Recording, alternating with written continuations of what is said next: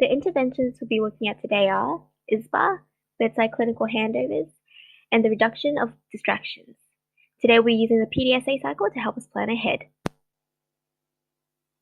So the first intervention we'll be looking at is ISBA.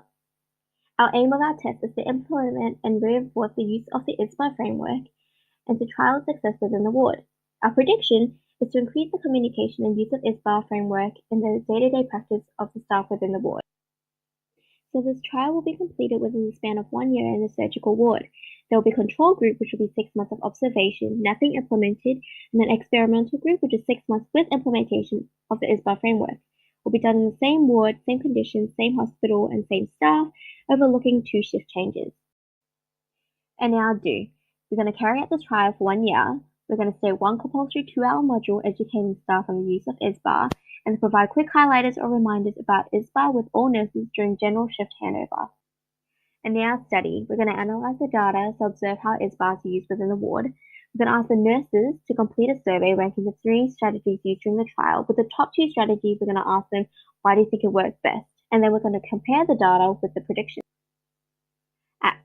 If the implementation of the ISBA framework is successful, changes will be made to improve the process of implementation, and thus we may begin to look at making this a hospital-wide guideline.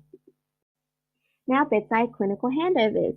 Our aim of the test is to implement and enforce the use of the bedside clinical handovers and to trial success within the ward. Our prediction is that bedside handovers will be introduced into the culture of the ward and be completed at the beginning of every shift. And now do. We're going to have a half an hour to 1 hour seminar on the newly introduced practice.